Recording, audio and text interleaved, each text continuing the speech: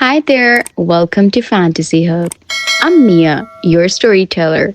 Today's story is filled with heartache, discovery, and a twist you won't see coming. So let's begin. The bass thrummed through my chest as I perched at the bar, nursing a martini I had no intention of finishing. 3 weeks of surveillance photos hadn't prepared me for the electric atmosphere of Blue Paradise after midnight. Crystal chandeliers cast fractured light across faces that belonged in magazines, and money moved through the room like blood through veins, silent, essential, and slightly dangerous. I'd been there 20 minutes when she slid onto the bar stool beside me, close. Closer than strangers should sit. Her thigh brushed mine, and I felt it like a live wire against my skin. "You're not here for the drinks, are you, sweetheart?" Her voice was honey over gravel, and when I turned to look at her, the world tilted slightly off its axis. Auburn hair fell in waves over one shoulder, and her eyes creased. Her eyes were the color of sea glass, green and endless and knowing. She wore confidence like other women wear perfume, and it was intoxicating. My pulse kicked up, and for a moment I forgot. I was Detective Danielle Foster with 14 years on the force. I was just a woman being looked at like I was the most interesting thing in the room. "What makes you say that?" I managed, proud that my voice stayed steady. She leaned in, and I caught her sense something expensive and oceanic, like salt, air, and vanilla. Her breath was warm against my ear when she whispered, "Cops always sit like they're waiting for a fight."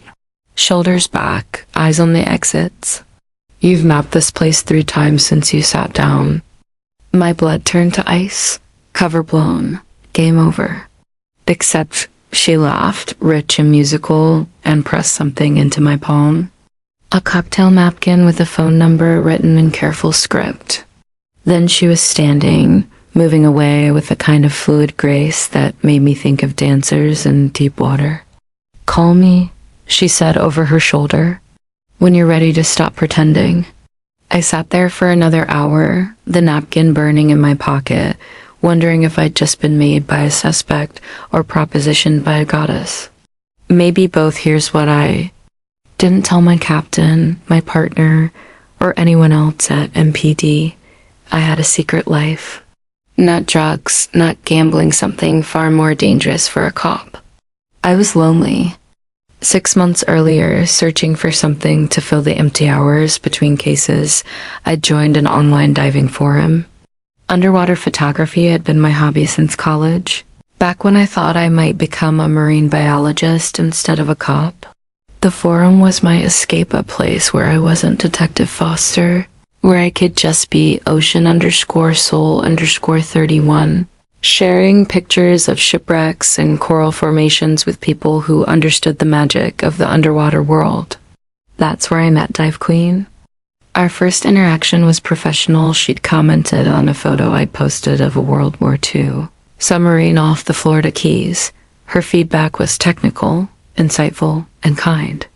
We started messaging privately about equipment, techniques, the best dive sites in the Caribbean. Gradually, our conversations deepened. She told me about her travels, her work in marine conservation. I shared stories about Memphis carefully, edited to remove any mention of police work. She had this way of writing that made me feel like she was right there with me. When I described the loneliness of the job again, keeping it vague, she understood. When she wrote about feeling trapped by expectations, about wanting to make a difference in the world but not knowing how, I felt it in my chest. "Do you ever feel like you're living someone else's life?" She'd written one night. "Every day," I'd replied. It was the most honest thing I'd said to another person in years. We'd been talking for months. I'd started looking forward to her messages more than anything else in my day, and I'd never seen her face. 3 days after the incident at Blue Paradise, I was walking past Aquatic Adventures, a dive shop in Cooperyoung, when I saw her through the window. Auburn hair, sea glass eyes, peeling off a wetsuit with movements that were pure poetry. My Coffee cup slipped from my fingers and shattered on the sidewalk. She looked up at the sound, and our eyes met through the glass. Recognition bloomed across her features like sunrise over water. She was Dive Queen, the woman I'd been falling for online, the woman who might be connected to my case, the woman whose phone number was still in my wallet 3 days later because I couldn't bring myself to throw it away or use it. I pushed through the door, my mind reeling. She stood frozen, wetsuit half-zipped, water still dripping from her hair. I started. Dive Queen, she said, and her real voice carried the same warmth as her digital words. And your ocean_soul_31. The tidal wave of realization knocked the breath from my lungs. We'd been circling each other for months online, sharing pieces of our souls through pixels and screens, while the universe conspired to bring us together in the most complicated way possible. Danielle, I said, because what else could I do? Abby, she replied. Then, with that same knowing smile from the club, well, this is interesting. Interesting. That was one word for it. What followed were the most intoxicating and terrifying weeks of my life. Officially, I was deepening my cover, getting closer to potential suspects. Unofficially, I was falling in love with a woman who might be everything I'd been searching for, or everything I was supposed to stop. Abby became my guide to a world I'd never known existed. She taught me how to move through spaces like blue, paradise without screaming cop with every gesture, how to soften my posture, how to let my eyes linger instead of constantly scanning for threats, how to laugh like I meant it instead of like I was calculating the distance to the nearest exit. You're too rigid, she said one afternoon as we sat in Overton Park, watching families feed the ducks. Real people don't hold themselves like they're about to sprint into action. She was right, of course. I'd been a cop for so long I'd forgotten how to be anything else. But with Abby, I remembered. She drew out parts of me I thought were dead. The woman who laughed at terrible jokes, who cried at movies, who wanted to travel the world and photograph every beautiful thing she could find. In return, I taught her things I probably shouldn't have. How to spot a tail, how to recognize undercover officers, how to read body language like a map of intentions and fears. I told myself it was insurance, that if she was innocent, she needed protection. If she was guilty, well, I'd cross that bridge when I came to it. Our relationship existed in the spaces between worlds. Late-night coffee shops where we talked about everything except the obvious questions hanging between us. Underwater, where the only sounds were our breathing and heartbeats, where problems of the surface world couldn't follow. In hotel rooms in other cities, where I'd driven using vacation days I'd accumulated over years of never taking breaks, where we could pretend to be normal people falling in love the normal way. The first time we made love was in Destin, Florida. After a day spent diving near Riscony, we'd been photographing the massive aircraft carrier, now an artificial reef teeming with life, and Abby had been radiant with joy as she captured images of angelfish swirling through the ship's corridors. Back at the hotel, salt still in her hair and the Florida sun warm on her skin, she'd looked at me like I was something precious and rare.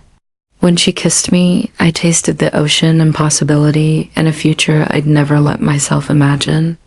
I've been waiting my whole life to feel this, she whispered against my mouth, and I knew exactly what she meant. But even in moments like that, the job lurked at the edges of my consciousness. Every time she got a phone call she couldn't answer in front of me, every time she deflected questions about her work, every time she knew things about the city's underground, she shouldn't no doubt crept in like cold water through a cracked seal. Meanwhile, the trafficking case was heating up. My captain, Maria Santos, was breathing down my neck for results. The FBI had started sniffing around, which meant pressure from above was building. And the more time I spent in Abby's world, the more I saw connections that made my stomach clench. Blue Paradise wasn't just a nightclub, it was an ecosystem. Money flowed through it from sources that didn't show up on any legitimate business documentation. Young women appeared and disappeared with a frequency that set my teeth on edge. And at the center of it all was the owner, Viktor Kozlov, a Russian immigrant with ties to organizations that made the Memphis gangs look like Boy Scouts. Abby knew Kozlov more than knew him. They had history. I'd seen them talking at the club, seen the way he looked at her with something that might have been affection or might have been ownership. When I asked her about it, she deflected with skills that would have impressed a politician. Victor's complicated, was all she'd say, but he's not what you think he is. The problem was, I didn't know what I thought anymore. My objectivity was shot to hell, and every day I didn't report her potential involvement was another day I was compromising my integrity, my career, maybe my life. The case files spread across my dining room table told a story I didn't want to read. Financial records, surveillance photos, witness statements, and there was Abby threading through it all like a ghost. Never the primary focus, but always there in the peripheral vision of the investigation. I started having dreams where I was underwater, chasing something through the blue depths, only to realize I was running out of air. I'd wake gasping Abby's arm around my waist, her breathing deep and peaceful beside me, and I'd stare at the ceiling wondering which one of us was drowning. The truth has a way of surfacing no matter how deep you try to bury it. I was alone in my apartment, case files spread everywhere like the aftermath of an explosion when I found it. A financial record I'd missed before, buried in pages of legitimate transactions. A payment from one of Kozlov's shell companies to Avon Consulting, $50,000. No description of services rendered. My hands shook as I cross-referenced the date with my phone records. The payment had been made the day after our first night together in Florida. The day after I'd shared details about the investigation I had no business sharing with anyone outside the department. I was still staring at the papers, my world cracking apart around the edges when I heard the key in the lock. Abby had been staying over more often lately, and I'd given her a spare key the week before another boundary crossed, another rule broken. She walked in carrying Thai food and that smile that had become my favorite thing in the world, but it died when she saw my face. "Danielle, what's wrong?" I held up the financial record. Watched the color drain from her cheeks. Watched her shoulders, square in a way that was achingly familiar because I taught her to recognize it in other people. "I can explain," she said, but her voice was careful now, measured. The voice of someone choosing words like they were picking their way through a minefield. "Can you?" I stood up and muscle memory took over. My hand moved to where my service weapon would be if I were on duty. I wasn't armed, but she took a step back anyway. "Because from where I'm standing, it looks like you've been playing me from the beginning. Online, at the club, in bed all. If it was a job, no." The word came out fierce and immediate. "No, Danielle, you don't understand. The job was finding out what you knew, yes, but everything else. Everything else what?" My voice was rising, and I could hear the cop in it now. The interrogation tone I'd perfected over years of breaking down liars and criminals, and people who thought they could outsmart the system. "Everything else was you falling for the mark? Is that what you tell yourself?" She flinched like I'd slapped her. "That's not fair." "Fair?" I laughed, and it was an ugly sound. "You want to talk about fair?" I've been compromising an active investigation for months because I thought I stopped, because saying it out loud would make it real, and I wasn't ready for that level of devastation. "Because you thought what?" Her voice was softer now, and there were tears in her sea glass eyes. "Because I thought you loved me." The silence stretched between us like an accusation. Outside, Memphis went about its business cars honking, sirens wailing, life continuing while mine fell apart in a Cooper Young apartment, surrounded by evidence of everything I'd done wrong. "I do love you," she said finally. That's the problem. That's when she told me everything. Abby Vaughn was a marine biologist turned private investigator, and she'd been tracking the same trafficking ring that had brought me to Blue Paradise. But she'd been at it longer, 2 years longer, because one of the victims had been her sister. Maya Vaughn had been 19 when she disappeared. A freshman at the University of Memphis, studying marine biology like her big sister, dreaming of swimming with dolphins and saving coral reefs. She'd vanished from Beale Street on a Thursday night, leaving behind only a cell phone with the battery ripped out and a witness who'd seen her getting into a black SUV with out-of-state plates. The police investigation had gone nowhere. Missing. College student, no signs of foul play, probably ran off with a boyfriend or had a breakdown from academic pressure. Case closed within 6 months, file relegated to the cold case division. But Abby knew her sister. Maya would never have disappeared voluntarily, never would have left without a word to the family that had raised her with love and support and endless encouragement to chase her dreams. So Abby had done what I would have done in her position. She'd started investigating on her own. The trail had led her to Kozlov and Blue Paradise, to whispers of young women shipped overseas, to a network that was careful and connected and protected by people who had too much money and too little conscience.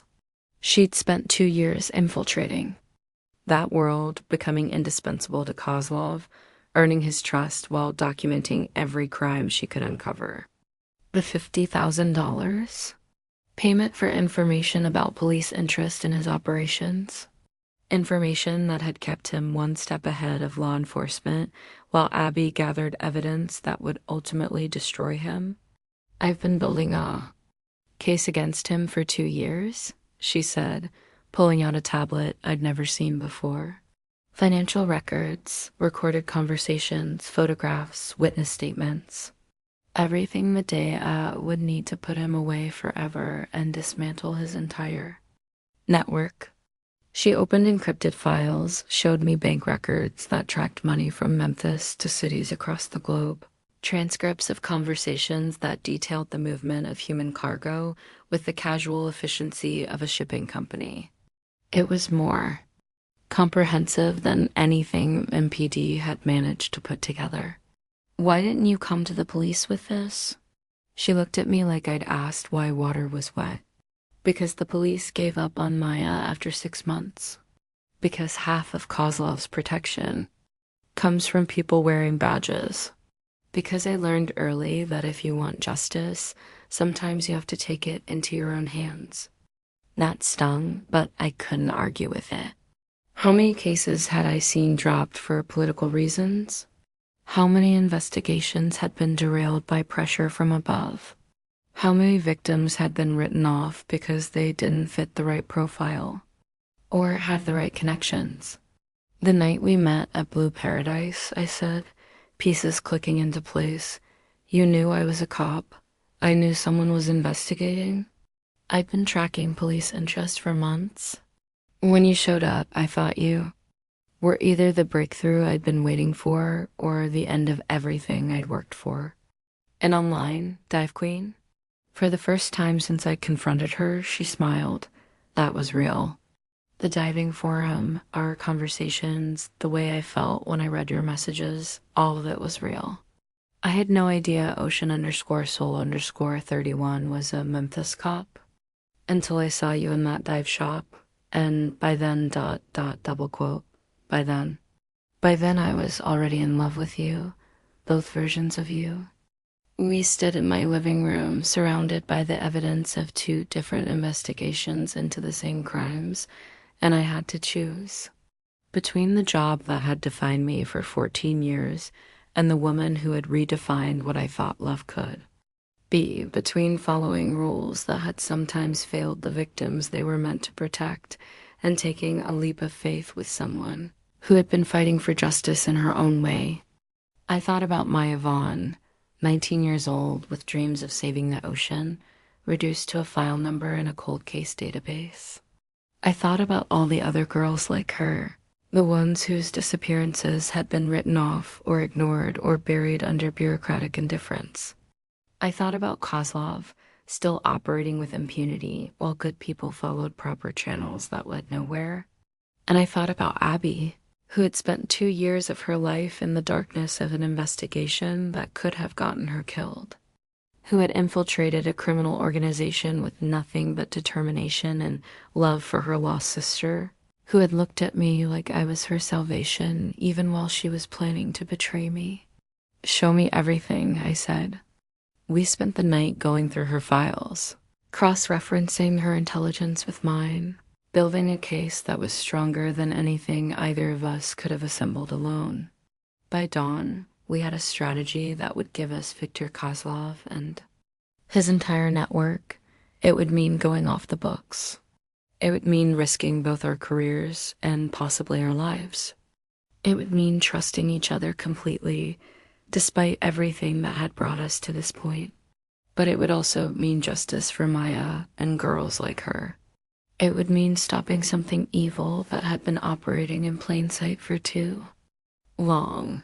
It would mean choosing love over fear, partnership over protocol. Partners?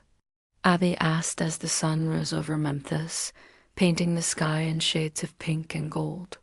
Partners, I agreed, and sealed it with a kiss that tasted like promises and possibilities and the kind of future that only comes to people brave enough to fight for it. 3 weeks later, we were ready to move. The plan was elegant in its simplicity. Abby would arrange for a major shipment to come through Blue Paradise, something valuable enough to bring out all the major players in Kozlov's organization. Meanwhile, I coordinate with the FBI team that had been circling the case, providing them with just enough information to secure warrants, but not enough to compromise our operation. The night of the raid, I stood outside Blue Paradise in full tactical gear for the first time in months, my badge visible and my weapon ready. After months of pretending to be someone else, being Detective Foster again felt like putting on clothes that no longer fit quite right. Abby was inside, wearing a wire and playing her role one last time. The woman who had become my partner in every sense of the word was about to walk into the most dangerous situation of her life. And all I could do was trust her training and the love that had brought us this far. "All units, we have confirmation," came the voice through my earpiece. "Subjects are in position. Move in." The next few minutes were chaos, shouting, gunfire, suspects running in every direction while federal agents and MPD officers flooded the club. In the middle of it all, I saw Abby cornered by 3 of Kozlov's enforcers, men who had realized she was the source of their exposure. Training kicked in. I moved through the crowd like water around stones, my weapon drawn, my badge clearly visible. Memphis PD, get down. But instead of freezing or running, Abby moved with me. The months I'd spent teaching her how to read dangerous situations paid off as she anticipated my movements, creating an opening that let me get clean shots at the threats around her. We moved together like a machine designed for this exact purpose. And within seconds, the enforcers were on the ground and in custody. Kozlov himself went down trying to escape through the club's back entrance, his laptop bag full of evidence that would seal his fate and unravel his entire network. The case that had consumed both our lives for years was finally closed. Later, as the FBI processed the crime scene and arrests, Abby and I stood on the sidewalk outside Blue Paradise. She was still wearing the wire, but the recording had stopped. The case was over, but somehow it felt like the real story was just beginning. "So," she said, echoing words she'd spoken months ago, "now what?" I thought about everything that had brought us to this moment, the lies and revelations, the professional betrayals and personal discoveries, the choice between duty and love. That had ultimately revealed they didn't have to be mutually exclusive. I dropped to one knee right there on the sidewalk, with flashing police lights painting the world in red and blue, with suspects being loaded into transport vehicles, with fellow officers staring in amazement at the detective who had just solved the biggest case of her career and was now proposing marriage in the middle of a crime scene. The ring had been my grandmother's white gold with a small diamond that caught the light and threw it back in tiny rainbows. I'd carried it in my vest pocket all night because I'd known that whatever happened in Blue Paradise, I wanted Abby Vaughn to be part of whatever came next. Abby Vaughn, I said, loud enough that half the task force could hear me. Will you marry me?